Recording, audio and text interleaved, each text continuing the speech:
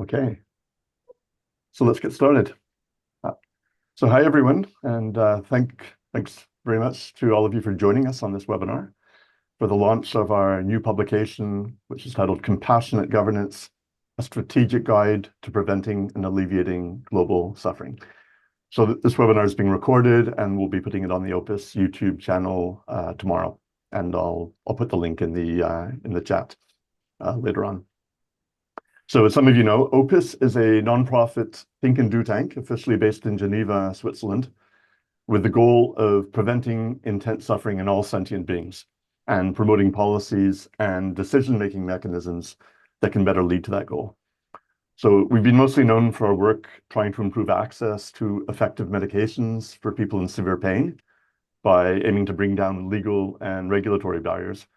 But our goal since the beginning has always been to promote the underlying ethics, prioritizing the prevention of intense or extreme suffering and the implementation of these ethics as widely as possible. I'm delighted to be joined by our three panelists who work on three of the most important current issues associated with the current or potential suffering. So Tobias Leenaert is a co-founder of ProVeg International, which works globally to promote a shift away from animal-based products. In terms of human-inflicted suffering, our treatment of animals on factory farms and in slaughterhouses is a moral catastrophe of an unparalleled scale. And Tobias has been on the advisory board of OPIS for years and has also been one of our most trusted supporters, who I admire for his pragmatism and open-mindedness. Holly Elmore is the founder of the US branch of PauseAI, which is a movement trying to prevent the development of more powerful AI until we are sure we can do so safely. Because the ChatGPT that we find so useful today is just the forerunner of powerful superintelligence emerging within the next few years, whose goals may be very different from ours and who may not care about human suffering.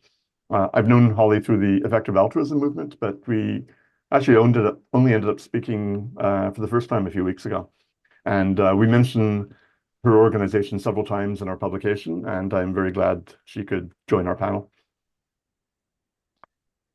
And Sulaiman, or Suli Khatib, is the Palestinian co-founder of Combatants for Peace, which is a grassroots organization formed by previous combatants in Israel and Palestine who are working towards peace, equality, and freedom. Now, Suli and I met last year at a small peace-building retreat we co-organized in Greece.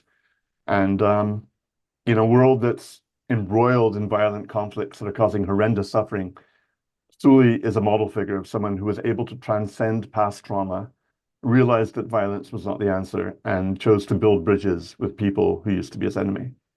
Now, these three subjects, animal torture, AI safety, and armed conflict, are all worlds in themselves with their own specificities, and each could be the subject of its own series of dedicated webinars.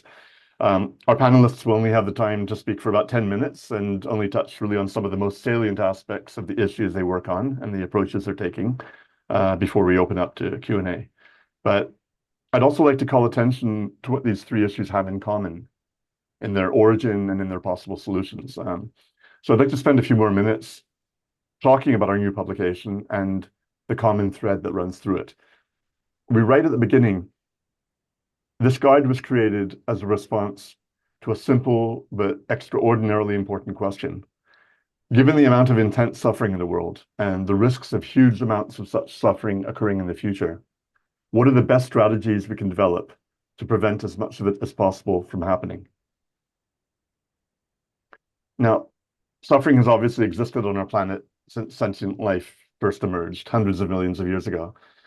But if you agree that suffering matters for its own sake, regardless of whether humans are involved, all suffering remains a concern, whether or not we can effectively address it.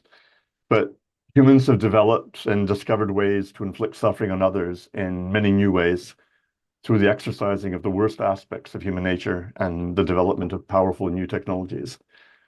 Understanding the underlying roots, the upstream causes of the suffering, is a key to the solution. So, as we see, humans have the capacity to cooperate and even be altruistic, but also to compete with one another in the striving for resources and status, which increase the likelihood of having viable offspring. Simple evolutionary principles explain so much of human behavior.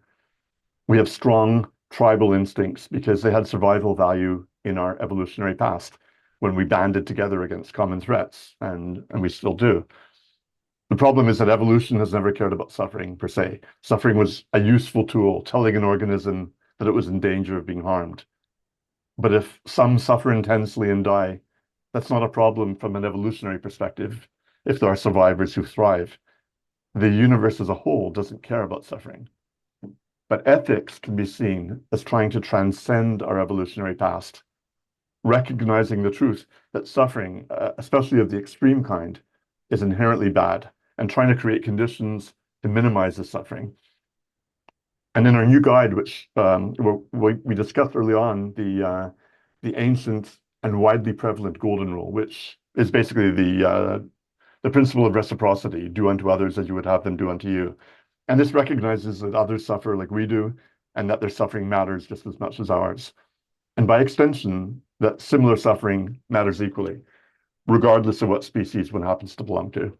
And so one of our main goals is to have our cultures and our institutions embrace the spirit of the golden rule.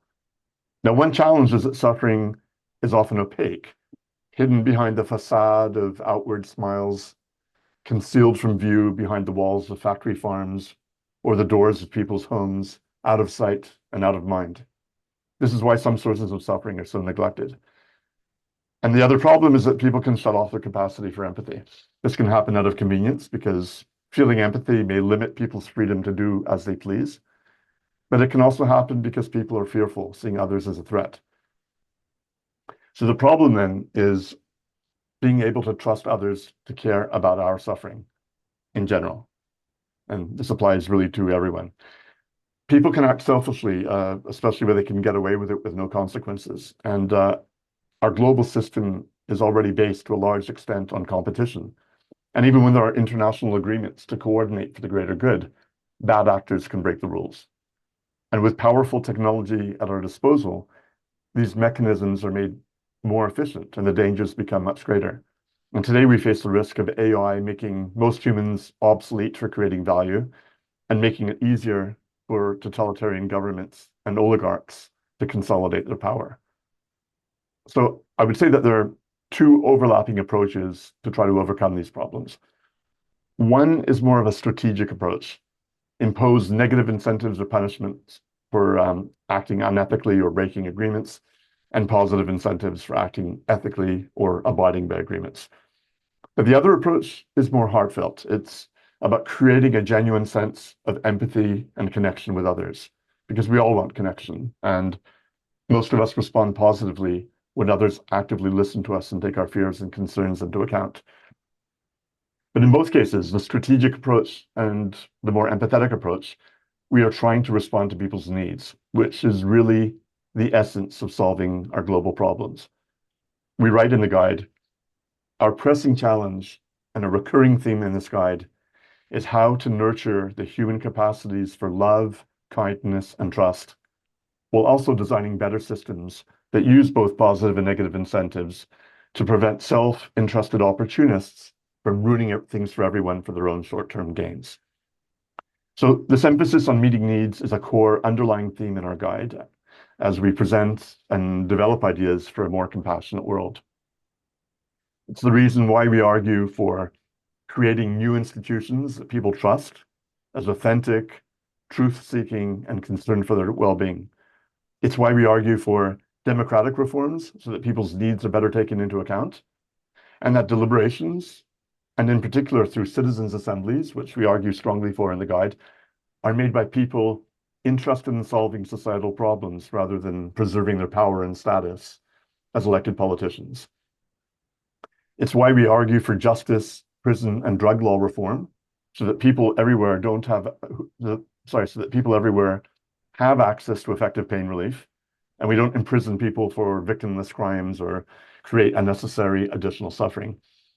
It's also why we argue for education systems that nurture compassion for all sentient beings, as well as self-compassion, and also to teach students how to make sense of all the information and misinformation that they're bombarded with.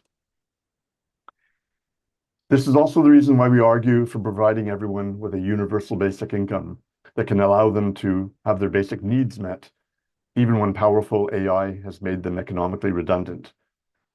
And it's also why we argue for understanding the needs, fears, and traumas of people involved in conflict, even when some of them have committed horrible crimes.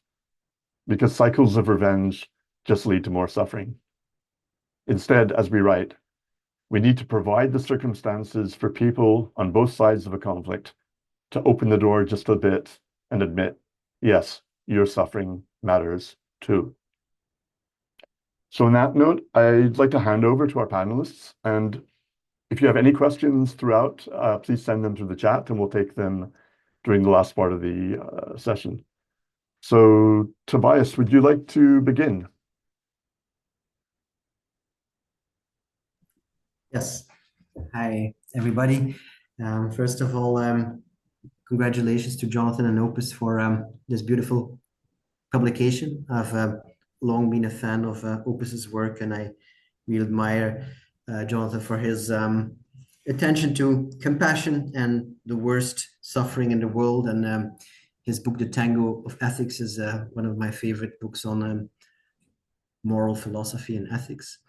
I was given entire freedom in terms of what I would talk about, except that it would be about animals and the problem of animal suffering, and particularly the suffering of animals for food on factory farms, which is the topic I have been working on for half of my life now, 25 years of my 50 years.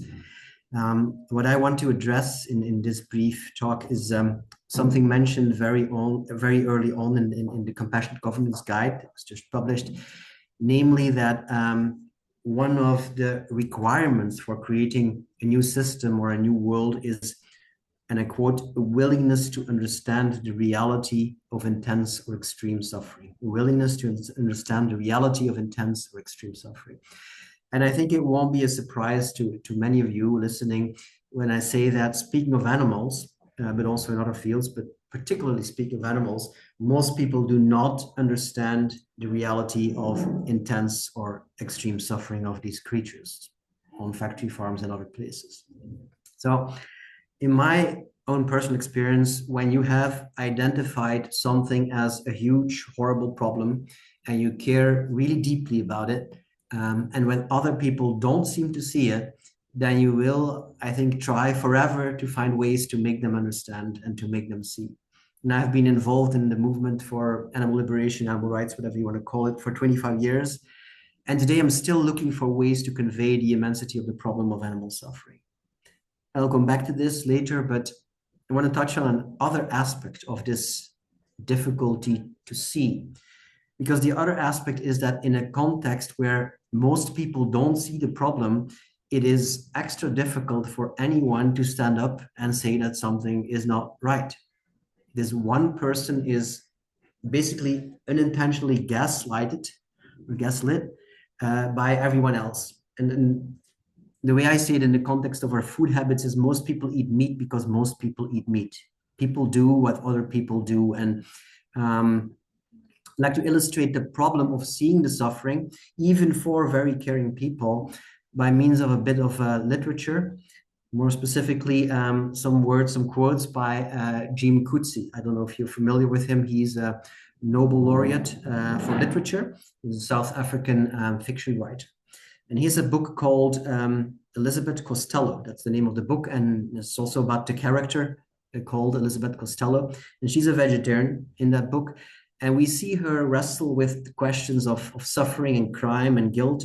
And at one moment, she makes the following internal observation about her family's use of animal products. And she says, I seem to move around perfectly easily among people, to have perfectly normal relations with them.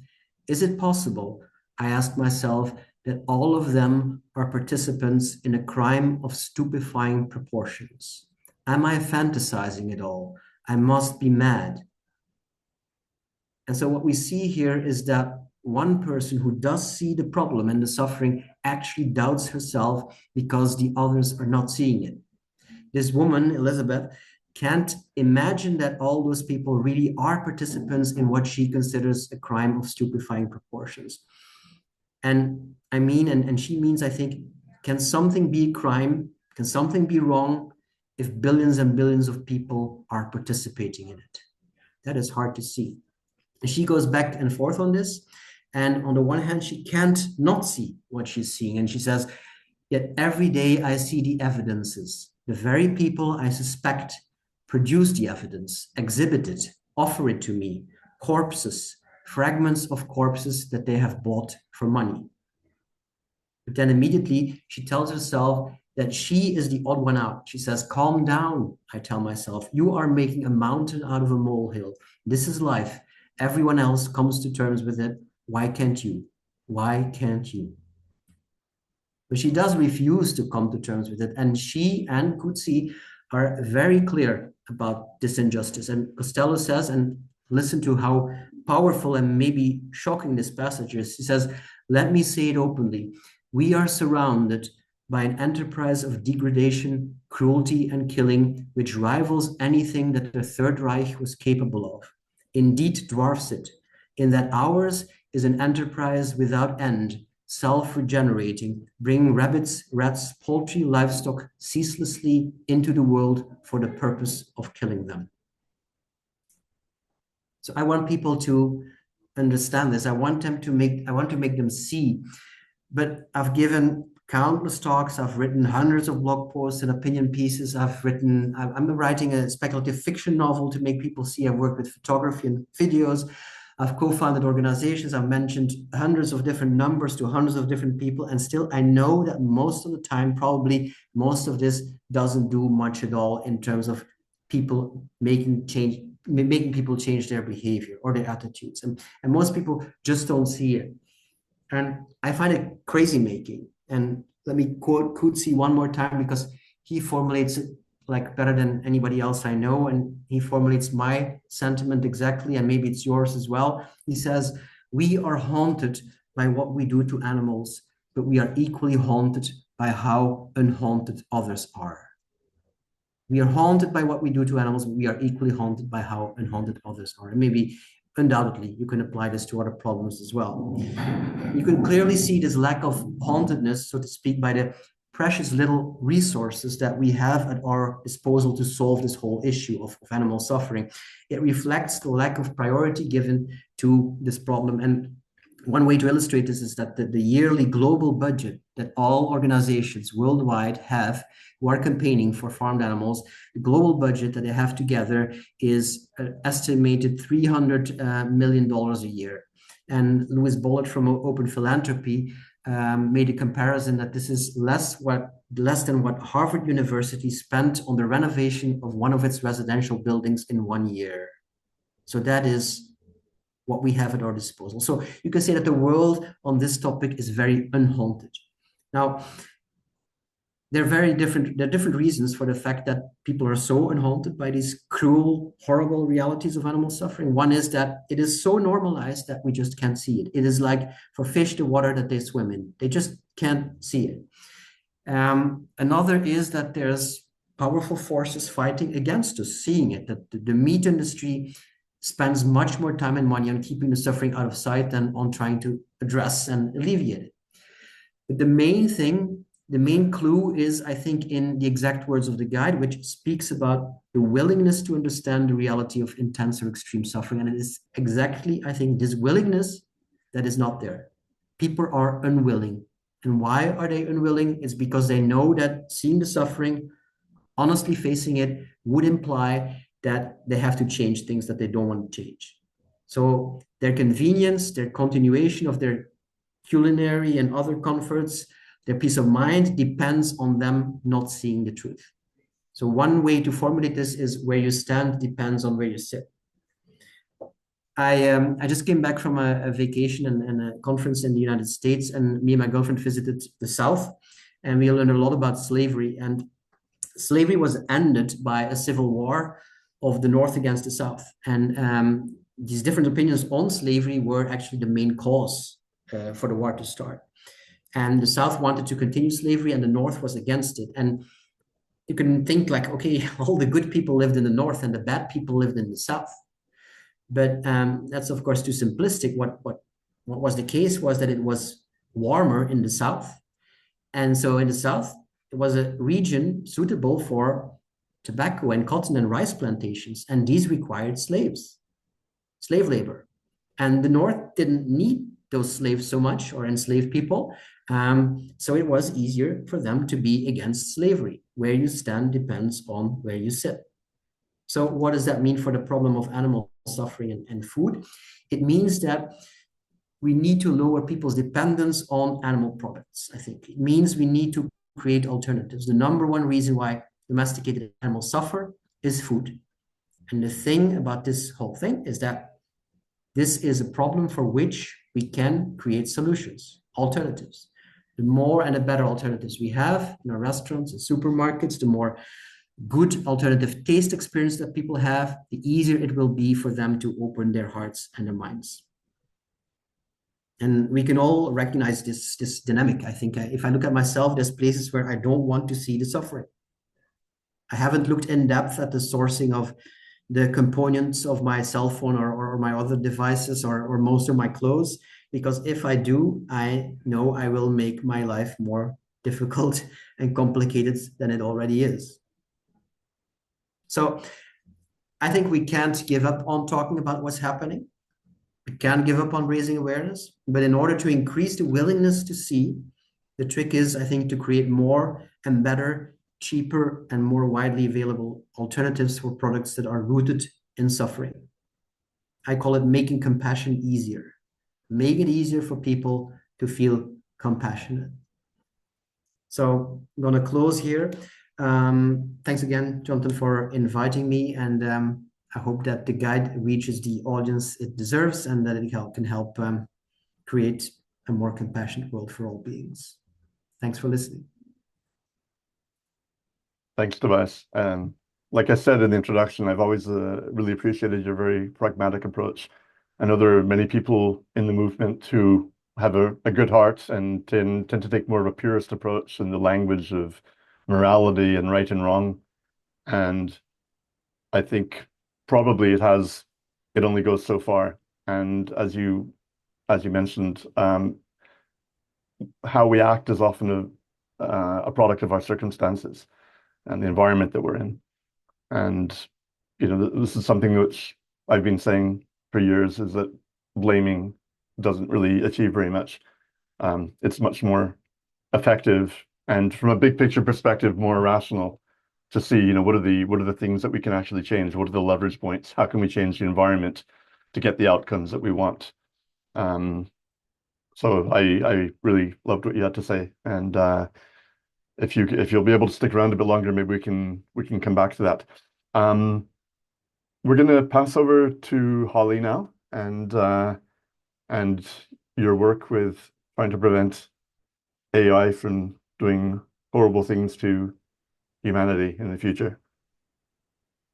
Thanks, Jonathan. I'm really glad to be here. Really enjoyed the guide. And honestly, there's so many points of overlap. It's impressive that we hadn't spoken until a couple weeks ago. I definitely saw Jonathan around social media and Tobias, same, and good to meet. Well, you won't see me as much on social media now because I was kicked off Facebook for a medical post. But anyways, that's an interesting story, but I guess for another time.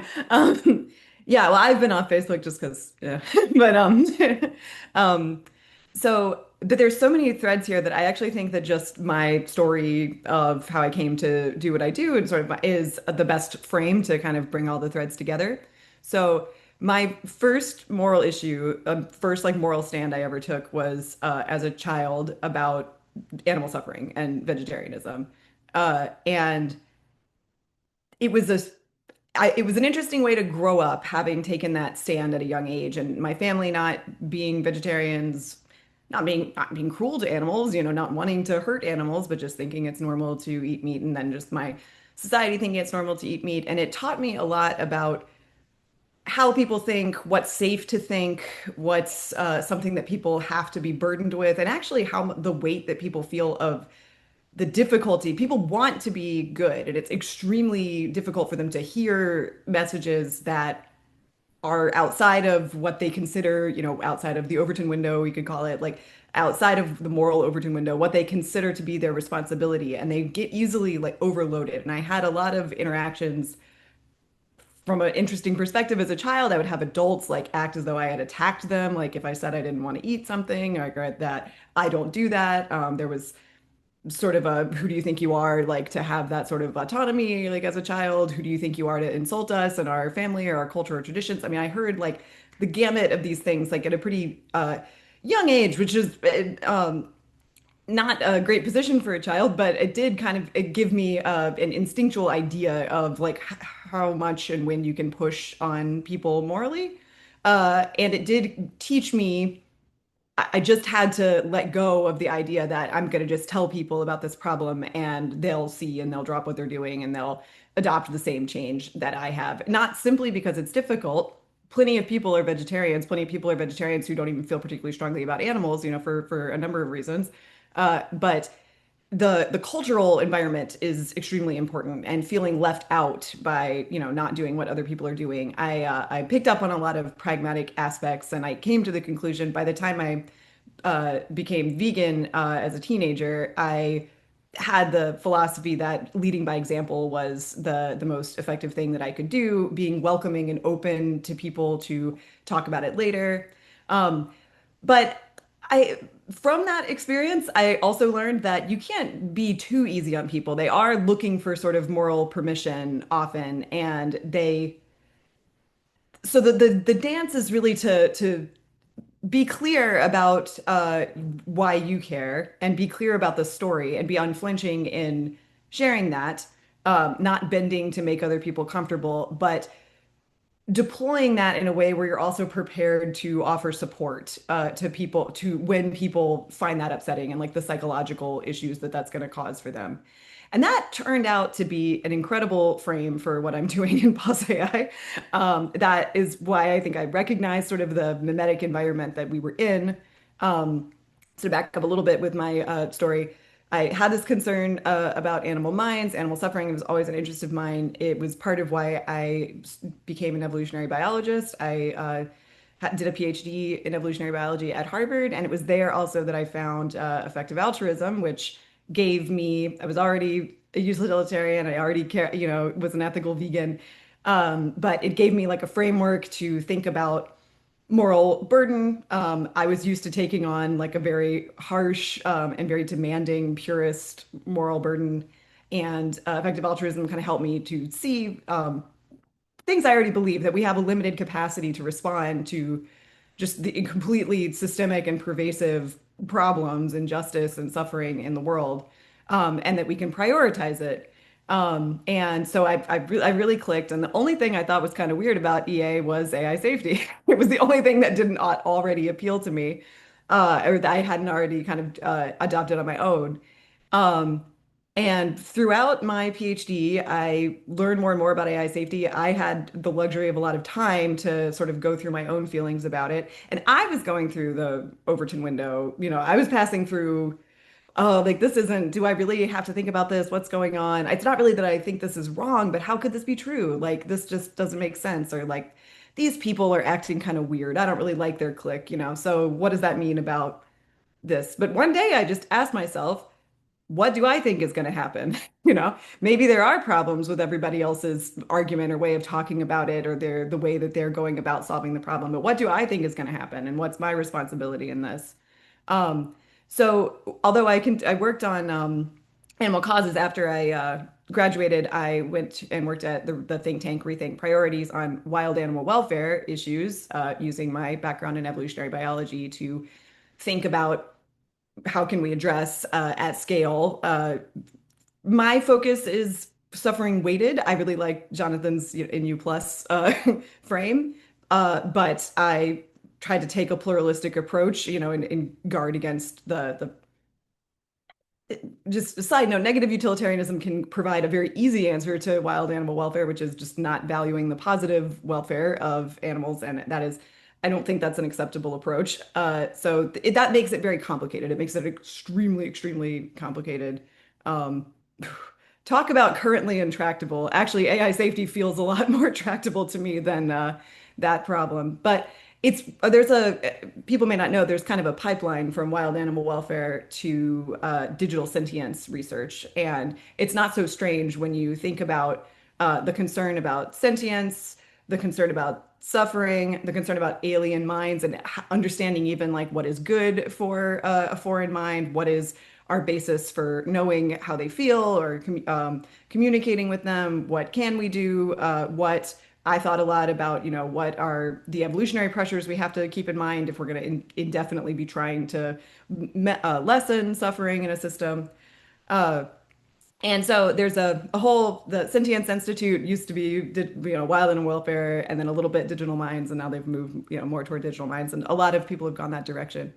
Um, so there's a number of threads here related to compassion and avoiding intense suffering as a frame, especially compassion for alternate, like distant minds, lots of people, and then also the compassion when you're an advocate for those groups, having compassion for your audience who is confused. They're to them, they feel like they're being pushed, their belonging is being questioned, or their goodness is being questioned. You have to learn to you don't that doesn't mean coddle your audience, but you have to learn to bear that in mind. And when ChatGPT happened, I was very well prepared. I knew a lot about how I thought the AI futures could unfold and what ChatGPT meant for that to see natural human language just achieved. It seemed like something that we really didn't know would be possible. So I had the total warning shot reaction to that. I felt like, okay, now I know that greater than human intelligence is going down in my lifetime.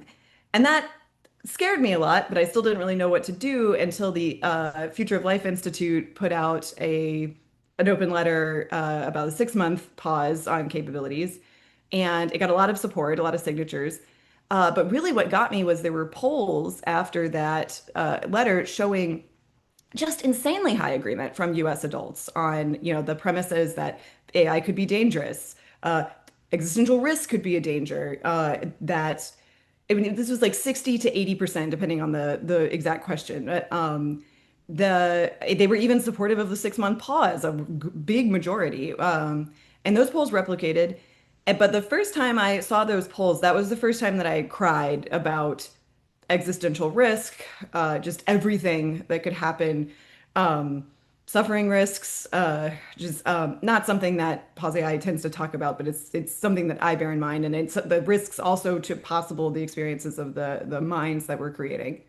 Um, and I had the cry was about sorrow for the problem and kind of the fact that we could talk about it to other people kind of broke the last vestige of just something that felt weird about AI safety. It felt almost culty. I wasn't sure, even though I agreed with the arguments, like how can this be right? And it becoming accepted by other people. I had that experience that now what I know can be assimilated and I can finally grieve, the reality of this problem and get past the resistance to believing that such a thing is, really happening. Uh, so I at first just wanted to assist. I assumed that other AI safety orgs would be moving in the direction of public messaging, but for various reasons, it seemed that that was not something they were equipped to do, and it was not a way of thinking. Advocacy was not common in AI safety, and my background in the animal space was really very helpful to seeing where we were and what was possible in the AI safety space now that this issue had achieved, Overton window takeoff. So that's why I sort of co-founder of the international movement, and then I started PauseAI US and started focusing on that. Um, it was somebody commented when this event was shared, I think Tobias and Holly are going to get into it, which was pretty funny. And what they were referring to is that I I identify with sort of abolitionist vegans, like the analog for AI safety.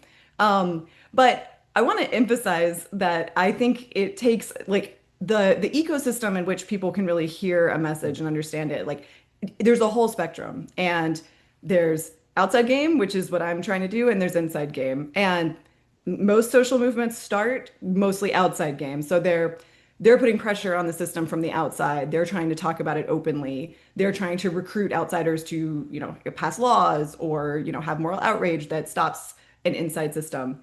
But your influence on on a system is limited if you don't have like some kind of push and pull from within, if you don't have like leverage from within. So I think the animal and vegan movement has benefited a lot from being willing to do more inside incremental approaches and being willing, offering a little more compassion and ease to people who, have trouble with the pure message. But I think there's a real role for sort of a more pure, just this is our appeal and no, it's not okay, kind of message. And so that's where I see PauseAI in the ecosystem. But it's part of a philosophy that I hope we can all get behind of sort of where we all fit in sometimes in showing respect to our audience and doing our duty by the people and animals and minds that we're advocating, that we need to be not coddling. We need to be ask for accountability, but not blaming. And we need to be opening and encouraging of change. Right. I hand off. Yeah. Thanks a lot, Holly. You brought up a lot of points. I was just looking for some of the, the common threads, some of the commonalities. I mean, I hear you also talking about not moralizing too much, not blaming, but still giving people somewhat of a firm idea of, this is what they should be doing in a sense. There's a right amount. Yeah. And people kind of want it. They want to be treated with respect about your message too. Yeah. The other thing that occurred to me, it's the idea that in polls, people often will say that they think this is a concern. They want regulations. The same thing we've seen in the States with, I think, the Sentience Institute showing that a lot of people are concerned about animal suffering and would be interested in closing down factory farms and slaughterhouses. I think the problem is that when you actually tell them what that actually means in practice, then they might back off a little bit from the position that they held in theory. Great topic for conversation after. I've got a lot to say about that. Okay. Suli, you've been patiently waiting, and you're coming from from a very different place. I mean, you're a place that's a hot spot, terrible suffering going on for years, and it's all over the news now. And what's going on in Gaza and in general in the region is breaking so many people's hearts. And we'd love to hear your perspective on, whatever you feel like telling us about your own journey and what you see as the best approaches out of this hellish mess. Yeah, thank you, Jonathan. No, I really enjoy also listening to Tobias and Holly, and because it's not necessarily my focus, but I really could see the common questions around theory of change, like would you like change it from inside or from outside? It's really like typical question. You really mentioned this. It's a typical questions in my circles all the time.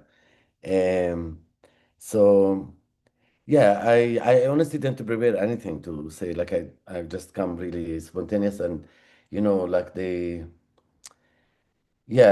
usually like in my work, usually like we share our personal stories and the narrative stories, and like I'm more also a storyteller uh, by practice a little bit. Uh, yeah, so I would maybe just share like quickly my background. I'm not an academic person, and I really enjoy Jonathan. Like since we met, I enjoy your work and really appreciate what you're doing, and really looking forward for more of this type. Like today, I was thinking like what like I should bring to this conversation, and I feel it's really something we spoke about it actually when we met in Greece last year. Um, Talking about collective liberation is really to bring what you call it in English, like connecting the dots, to bring all the causes, like to connect them. Because I do wanna recognize that sometimes even people like myself like activist on one field, they might do the harm the same. So I really want to start this by dividing the world into the good and bad is really not my game. I maybe it's naive, but I just want to believe that most of people are born are good people, like by nature, um, to say. So for me personally, I'm a Palestinian. I born into the Palestinian narrative, and my family lives outside of Jerusalem. I'm actually now just like outside of Jerusalem, between Jerusalem and Bethlehem. That's where I am now. I usually live in another city called Ramallah. Um, and for the sake of time, I come from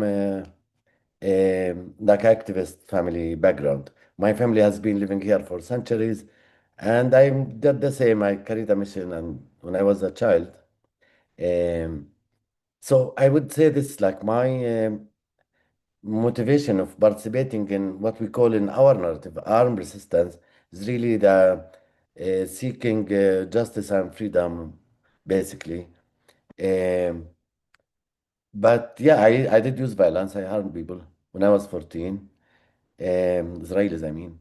Um, maybe to say like if I like connect back with my 14 years old person, I did something good in my conscience.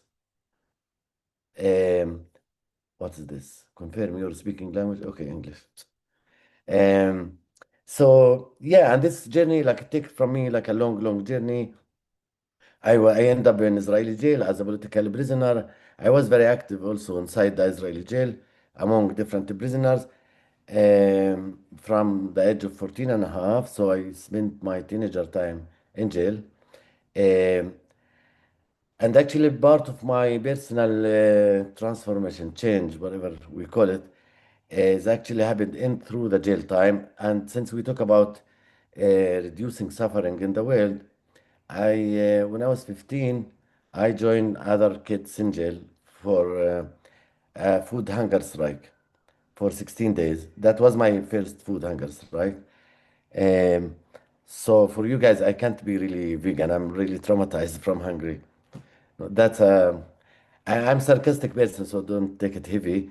But basically, that's how I learn about other forces, other energies, which is non-violence, and that's how I start, reading about Nelson Mandela and Gandhi and other like non-violence leaders in the world, and learned about uh, yeah, also the debates, like from Martin Luther King to other like leaders in the world that give me inspiration, and also um from our own culture, like and history here. I grew up in a Muslim family. I've never been religious to be honest, but also like I grew up with the values like you mentioned, the golden rules. I grew up like in this Abrahamic rules actually that you should give empathy even to your enemy, even during wartime. So I grew up with this kind of culture, but I have to say, like during the extreme suffering, like my last hunger strike with 4,000 prisoners was 17 days. So this is the hardest like suffering I've been through personally, and obviously there were other things like torture, like physical, psychological torture. And to be truth, I played my role as like a Palestinian fighter, like on my full truth, like with a different understanding than where I am now, um, that you can't show weaknesses or you don't cry. So you have to be strong to face this. So I'm just bringing this like the experience because for me, like my connection to suffering and to liberation and to justice and all these beautiful ideas that we talk about, and also to the trauma and to healing and everything is really coming from a personal collective experience here than from academic world. I never been in a normal university to say, but in my jail time we used to call it a revolutionary university because we used to study a lot and teach each other. And I worked in the library also in jail. So I was like reading so much actually in jail. Um, so just to connect things, I would say I come to like I come from a place like in jail time. We used to sing songs like or the culture was they can jail our bodies, they can't jail our souls. So I'm bringing this just to say the suffering like is how do we deal with like suffering in real life? Let's say when we had a food hunger strike. Of course, it's like really extreme suffering physically. You become like skinny. You have to drink a lot of water and salt. That's why it's called mayomel in Arabic, salt and water.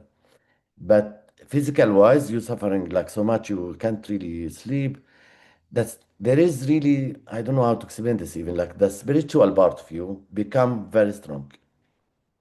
So it's something like this. So then you're dealing with suffering in a different way. It's more Sufi type of thing. And for me, I learned a lot from this, from these experiences. I grow up, become much more grounded and stronger than the physical surrounding in jail, like the walls and the police and the tear gas and everything. And to be truth, it didn't take my humanity away, like my feeling with the other side. And to jump quickly, and this is maybe through the time I realized that there is no military solution for our cause. And hopefully, and I can say that's now globally, that's my ideology. I turn into nonviolence as ideology than just a strategy. And from this, I come to a place there is no zero-sum game. And actually, like showing empathy, including to supposedly your enemy, and supposedly the strong side in this like power dynamic thing. I never felt weak, I just have to say, even when I was in jail. And that's not a common feeling, right? The common feeling among Palestinians would be like the victimhood, right? And then there is like the whole competition of victimhood, who's suffering more, who's the guilt, who's the bad guy in town, who's the good guy in town. And to be truth, like it's so easy to be in that narrative. It's much easier. But to somehow open a space in your soul, in your mind, your heart to humanize like the other side, that's a long journey. For me, it didn't happen overnight. It's a long journey. I even studied Hebrew to learn your enemy's language, to be truth. Even though I know a little bit from home, because my family used to have Jewish friends and I grew up in Jerusalem, but like formally, I learned it to learn how to deal with the Israeli enemy. That's how I learn English, Hebrew in jail. And that really helps me to see the narrative from their side to say, and then also come to a conclusion that there is no us and them, to be honest. In the end of the day, yes, I want to highlight the power dynamic at this moment because I heard some of what you spoke. Jonathan has reminded me of nonviolence communication. I also studied a little bit of that, not in jail.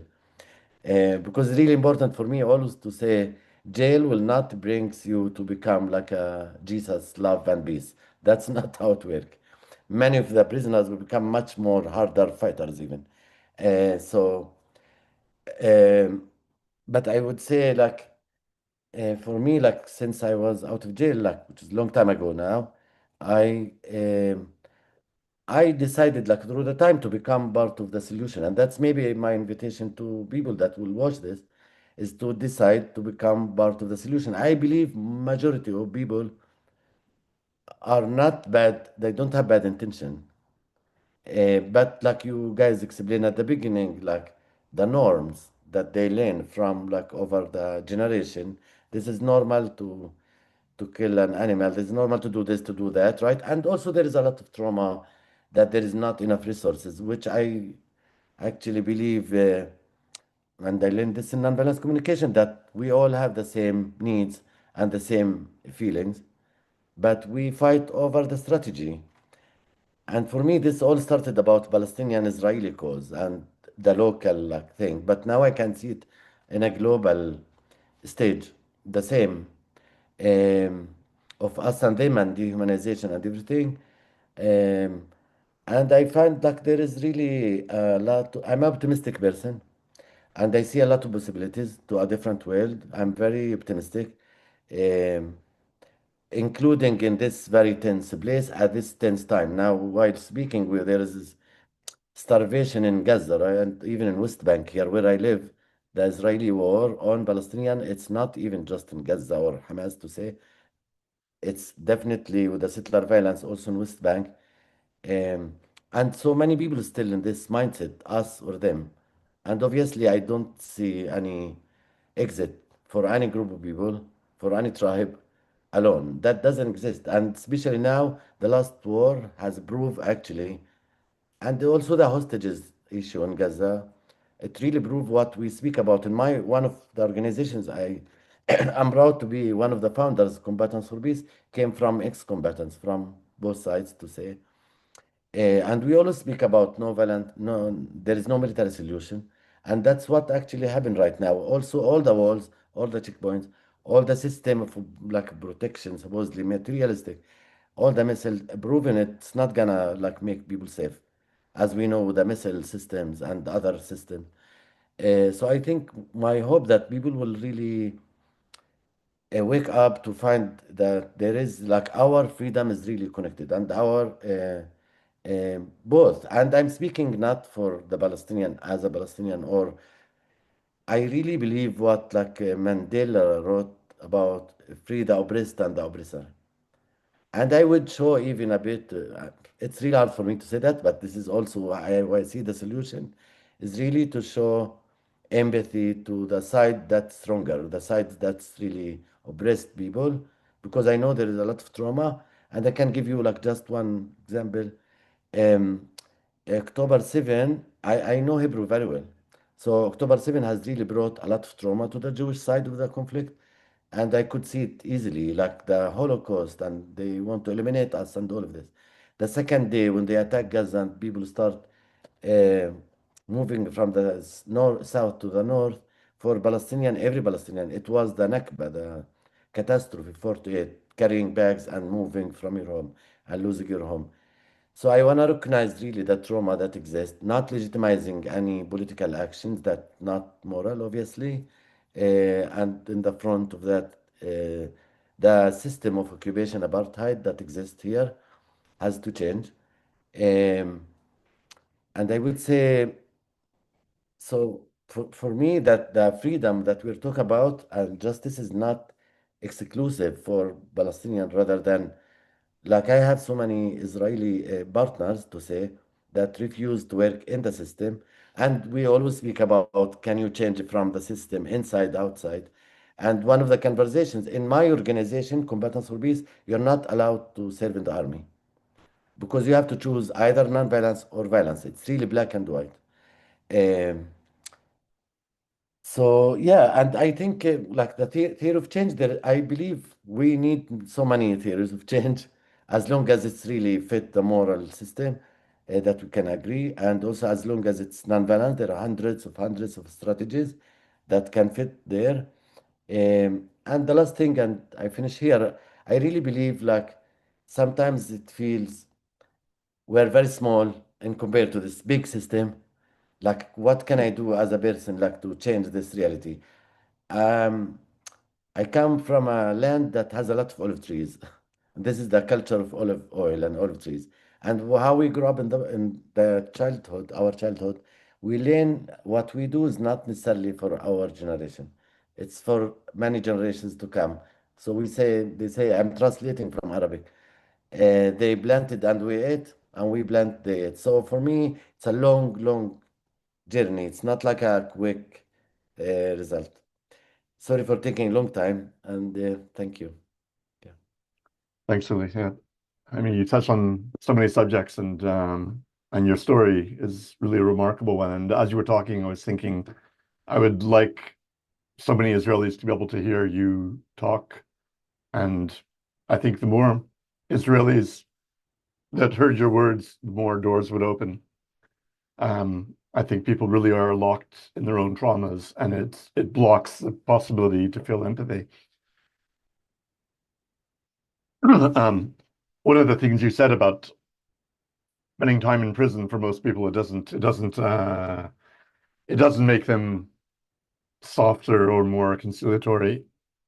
In our guide, one of the things we call for is judicial reform, because putting people in prison for long periods of time just as punishment, it's not a solution. It creates more suffering, and people are just often just as violent when they come out. And we give examples of the Finnish prison system that treats people like human beings and tries to reintegrate them into society. So just sort of a side note that what you said speaks to I think, a really important truth.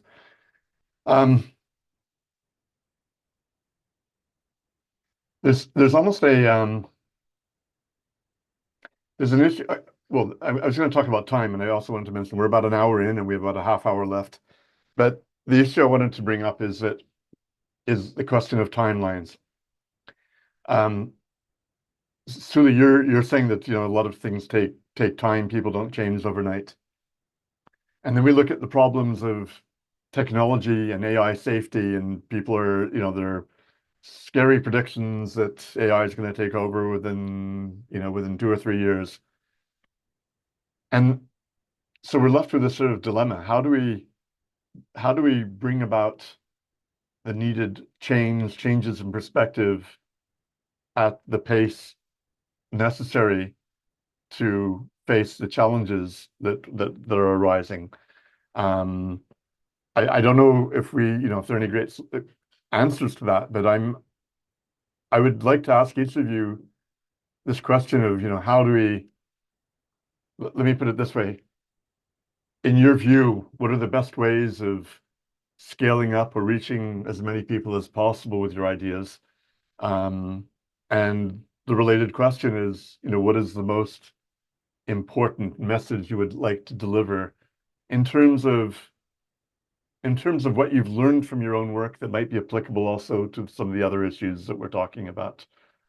So it's kind of an open question ultimately about effectiveness, about scaling up, and strategies that are effective across different cause areas.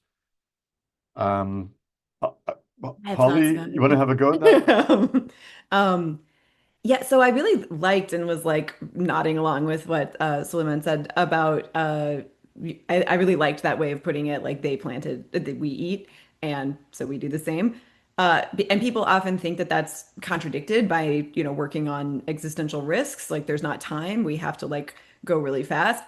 I think, yes, I do think we are at risk, and that really, I think less in timelines and more in like risk at any given moment. And I think that's just been too high for, about 3 years, clearly, and that we should act on that. But I do think it's possible that a very bad event could cripple or like maybe irreversibly harm us very soon. But I still think that what it takes to build is more of this generation's mentality. And it takes, because it depends on the segment of the world that you're talking to, and because like a lot of people around me are extremely discouraged, extremely think like they have to individually be able to solve it all, or it's not worth working on. So they're they're pessimistic about a people movement because they just think it'll take too long and it'll be too much work. But also they're so that they've on the scale of years, there's not the will to build something like this, like to act in this, what I see as like the most neglected area to the most neglected intervention to bring to bear on AI, because there's not a sense of you put in the work and you don't know exactly what's going to happen with it, even on a short scale. And we also need to prepare for the fact that there might not be something that destroys us very soon. We might be in a fight that lasts a long time. The fight might be of a different nature than what's so scary about the nature of AI danger is that there's so many possibilities and we don't know what is going to happen. The fight could be much more of a societal issue, a fight over who gets access to this power or what kind of oversight there is over development. Like even short of there being an existential risk, that could be the world that we end up in. And that mentality of building and trusting that when you put something in, others will pick it up and they'll be the ones to carry it where you don't even know where. I think is still very important, even when the timelines could be very short.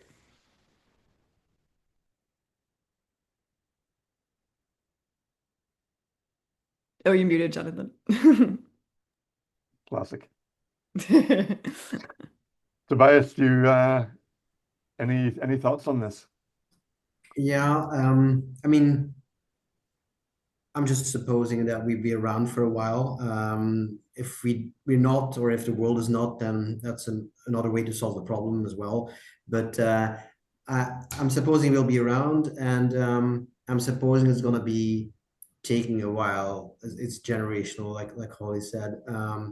And I think this is also maybe an answer to one of the questions that was asked, like how do you stay hopeful? I think there's two ways of looking at humanity, and I call it, on the one hand, seeing humanity or humans as fallen angels.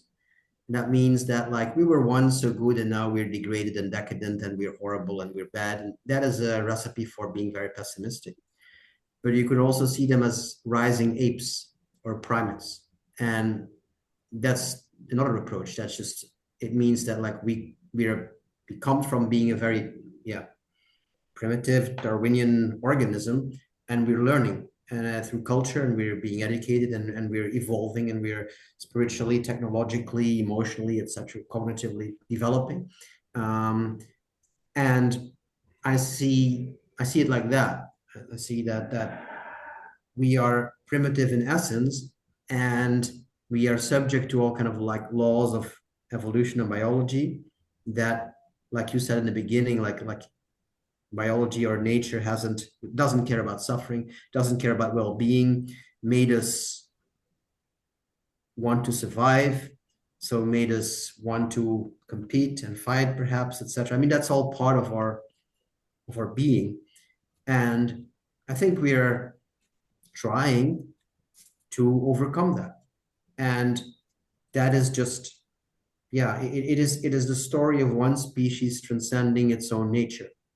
And I think that's almost by definition going to be quite a big challenge and a long game. So in spite of how bad the suffering is, and how urgent matters are, I think we can be a little bit more patient if we see it like that. And I think for our own well-being, we cannot afford to be impatient. You know, it's not all these battles, they're not marathons, they're ultra marathons, you know. So yeah, I think patience combined with fire and with passion. So that combination is maybe tricky, you know, like to be at the same time fighting very hard and knowing it will take some time, and we will not see the day, most of us, to see the end of to the solution to the problem that we have committed to. So Sully, there's a question specifically for you, but kind of relates to this past question. And the question is from Alistair, who says that he worries that the kind of courage and willingness to seek reconciliation with the enemy that you have shown, even after the suffering you've endured, is beyond most of us, including himself. And so the question is, are you optimistic that enough people can follow your lead rather than go down a path of retribution? And in some ways, this also relates to the question of time. You know, how long will it take for people to be able to shift, to open their hearts, to be able to realize that there's a different path? What are your thoughts on that? Yeah, so yeah, I also like what Tobias said, like you know, I personally like how I deal with these big questions that there's not really easy intellectual answer. I do things like I feel like on fire. There is urgent needs. If, for example, if we speak about the hunger that's happening right now in Gaza, this can't be like a question of like years to think about it. So we do like some strategies to help together with different organizations. Last week we did like a call for a global hunger strike actually, together with our Israeli partners. Actually,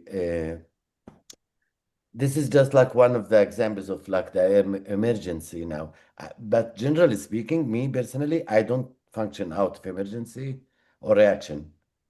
I'm a strategist. Like my mind, that's how my mind work, and I also enjoy what I'm doing. Like somehow, to to be truth. I wake up in the morning, the sun rise and I feel full of energy. So because this is, as we said, this is long, long struggle. I don't have expectations of a shortcut. I might have here to bring like a note. Um, I think there is also Western like a approach to problem solving that's based on individualism. I don't think this is really helpful.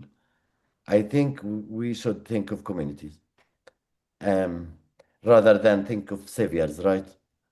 We all have this, not just in the West. You know that prophet saved his people. That like, I'm really always worried about the saviorism mindset and this savior coming from wherever the sky behind the scene to save us. I think um, of community, and that's maybe part of our local culture that still a little bit exists before losing it to capitalism.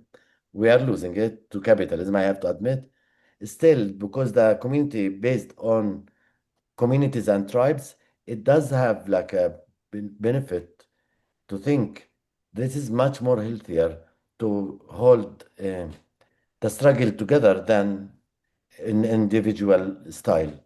Um, I do think that I don't. Okay, I would say also like the majority of the people, and these are research. I'm not a research person, but I know this from a common friend, Jonathan, that we have. Hannah, she did the research like how to make a revolution, basically. And what I heard from her and others, activists will be just like 2-3%. That's all what we need to make the change that needed.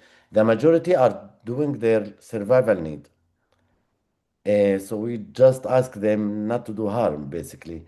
I'm always worried from the activist circles than from the normal mainstream people. That's my truth, because the conflicts within is for me is what sometimes makes me go down or feel like hopelessness.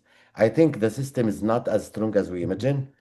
Um, that's why I believe actually we have to bring the inner work and the outer work has really are really important. And that's why I'm personally in different hats, like connected to some Mhm. communities that does Yeah. real work. And the real work also start with us. And we know this may be a cliche, like a lot of historical leaders spoke about, and prophets. Change start with me. I think it's really true. And I believe in time of war and crisis right now, connecting to Alistair's question, I don't know if you are from Ireland. That's a good model. Anyway, I have a friend there with the same name, so I'm not sure. But I think both the one want to fight forever and zero-sum game are getting stronger. It's true. And also people like our organizations are getting also stronger. And the majority are just in Mhm. between. Yeah.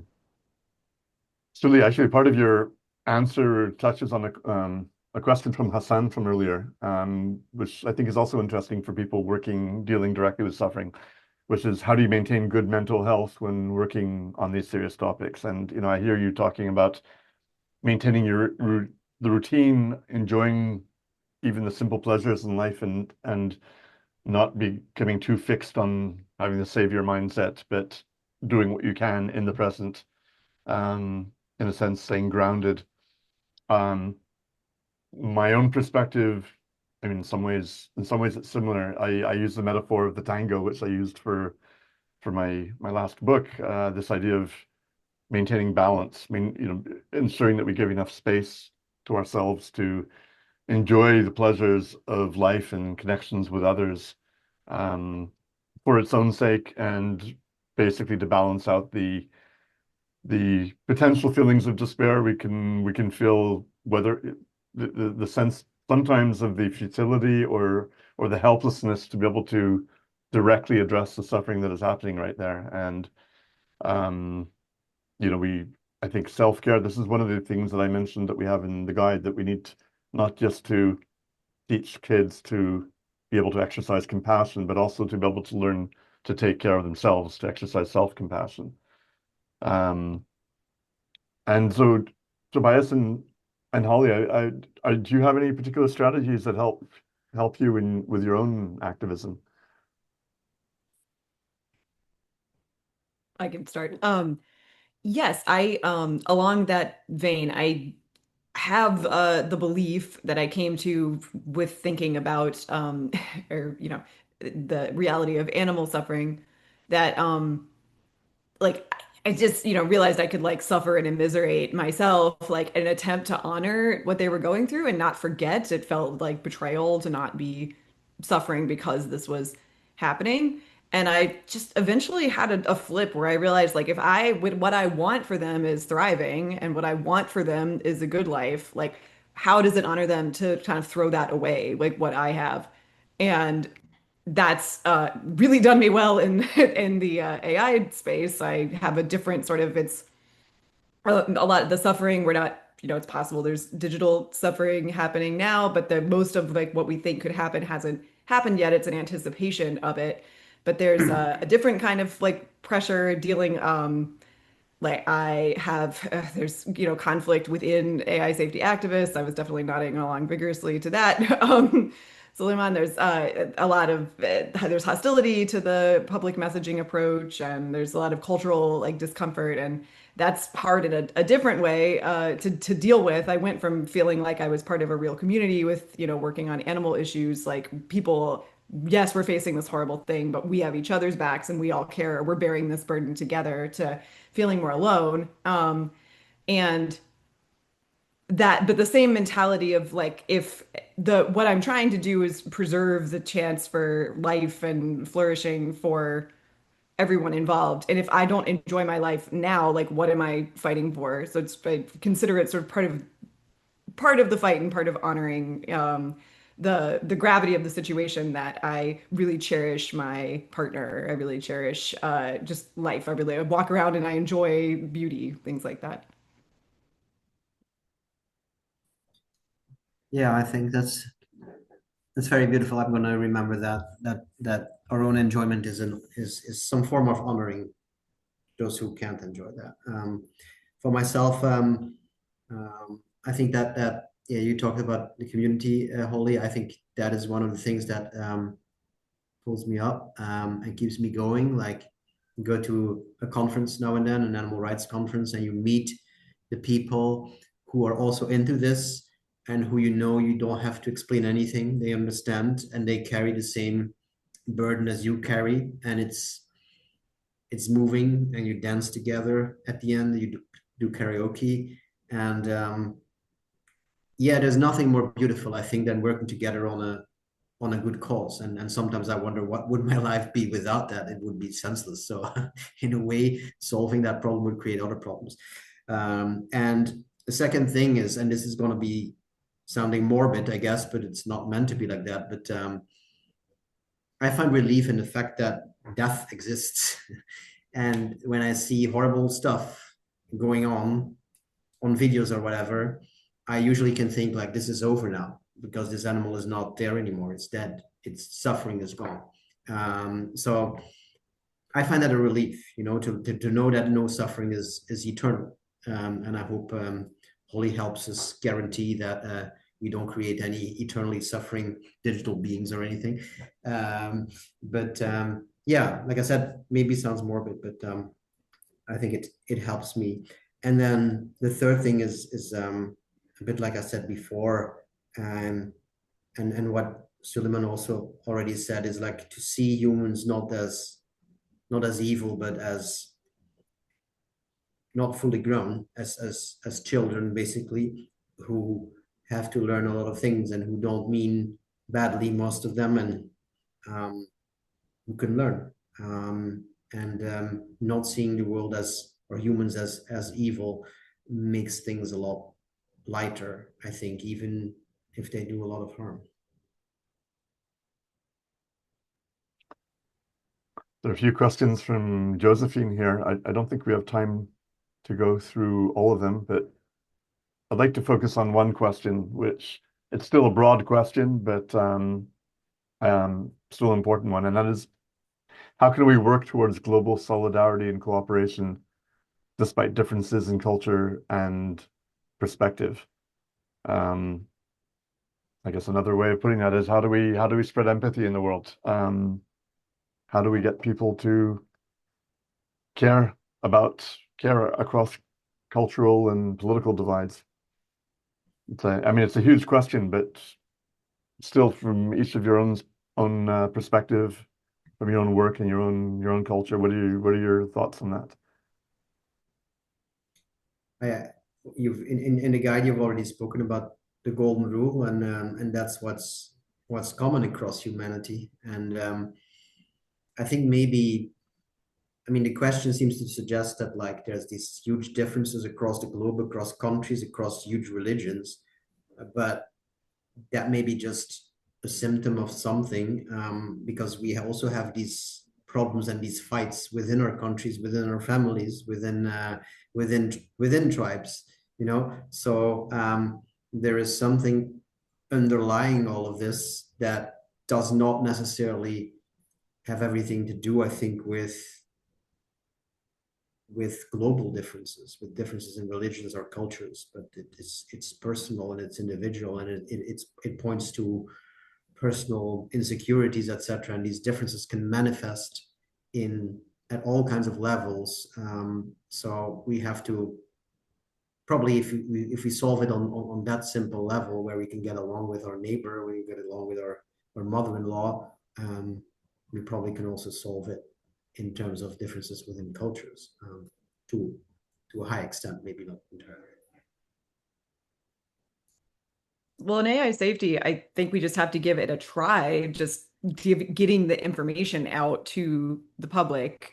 This is, a different issue than vegetarianism or, animal suffering or conflict like between people. There was a sort of pre-surrender in the earlier AI safety community with like the idea that, oh, this is just it's too weird. People can't like think about it. They can't understand. And I think I wish that we had started earlier. I wish I had kind of understood what I understand now earlier.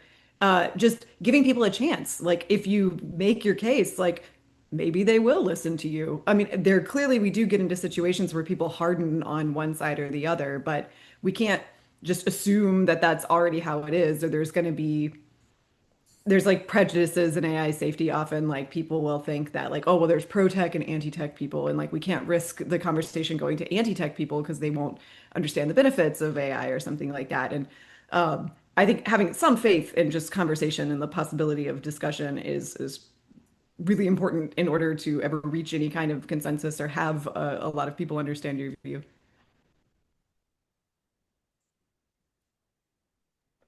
And maybe just like to add, I think, yeah, so like to mobilize people and really connect with other causes and cross culture and showing solidarity with each other. Of course, it's really central for like all the time in history, but now even much more important that we connected like with other activists that doing different activism in different fields and different places. Um, and also like I think some of us has to disturb the system. That's in my mind. And some of us also has to show what we are struggling, like is showing like the dream, like a little bit for people to mobilize them. So because people like it's hard for people to believe that something is else is possible. So I think showing possibility of what could be if we make the change that needed, that can mobilize a lot of people. I maybe mention here one community that I'm connected to. Um, I'm accused to be like to do advocacy for them, but not. But really, they're doing really beautiful course called. I mean, it's like a network. It's called Defending the Sacred Activism. Um, so they actually deal with all these questions, and they bring like hundreds of people all every year to this community in Portugal called Tamira. They basically actually they are living like a research community. So they research all the fields, right? Like everything. And that's what I like about that. And this specific course, which is happening next month, called Defend the Sacred Activism, they bring a lot of like ancient wisdom from like different tribes, like in the global south, like in South America in Africa and other places. So I think we carry enough knowledge as a human um, to use for a different world, and that's actually like Tobias mentioned. I prefer to do things with happiness, like the question why I'm doing this.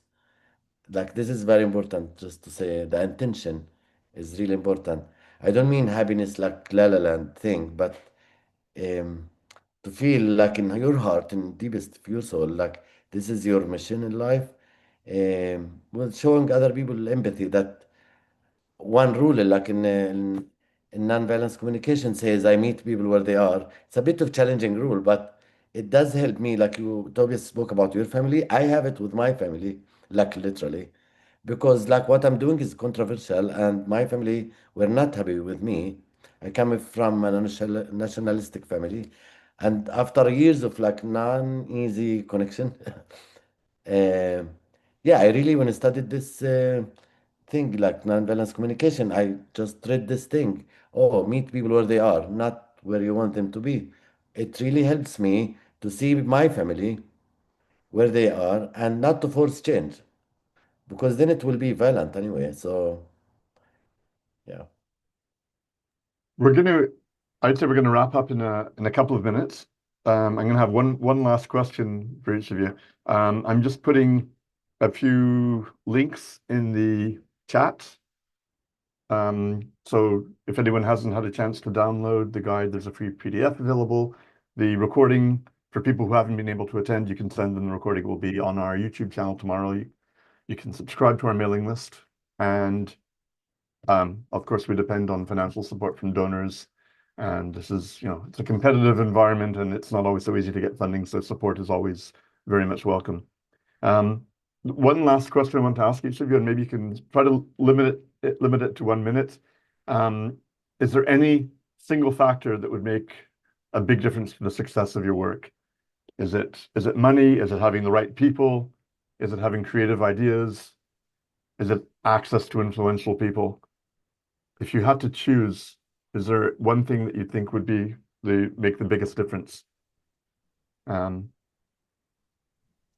Money. Right now for me, it's money. Simple answer. We have excellent connections. We have so much people power. It's the power to pay people to organize and to do labor that needs to be paid and centralized as part of the grassroots movement. But our system is, scalable, and it's meant to go up, putting money in, increasing advertising, increasing time that organizers can devote to training volunteers, to then having, the in-depth conversations with other people, to doing the outreach. That's how it all works. And so for a little bit of money, I think in the scheme of things, we can have a lot of impact. We're really poised to do that. And can I put my link in the chat? Is that all right? Okay. I'll be sharing our link for the PauseAI US Zephy in the chat. Great. Tobias? Yeah, I would also say money. I mean, not just on a organizational level, but on a movement level. Like I said, $300 million. That's it sounds maybe like a lot, but it is peanuts. It means that like one person, one really rich person could double the money that's available. Has to be really rich, but it doesn't take all that much. So you could imagine or fantasize about just bumping into this one person who says like, I really believe in this, and maybe when I die or whatever, or right now, here is a bunch of money. Movement size can double. It can have a lot more impact. So yeah, and this cause deserves it because it is by far the the problem that affects the most beings on Earth of all problems. I mean, I'm Yeah. not saying it's the worst problem, but it's definitely Yeah. in scale the biggest. Okay. Suli, in 1 minute, what would be the biggest thing to solve to bring peace a little bit closer? Mm. Um, yeah, I would say like people, the right people, like, yeah, and the money would come. Obviously, I agree with both of you. Like the money Yeah. is, but But having the right ideas and creativity having is, the right people and yeah, the people yeah, that have their heart in the right place. Yeah, right, like real leaders. Yeah. yeah. Okay. Look, I think we're just about at the end here. So we're going to wrap things up, and I just want to thank all of you for joining as panelists, and for everyone who took the time to attend the webinar. Thanks for joining us, and good luck to all of you, and we'll be in touch. And For the invitation, Jonathan. yeah, Nice to meet you. Thank you. and Good luck. wishing everyone pleasant rest of the day. You too. Bye-bye. Bye. Bye-bye.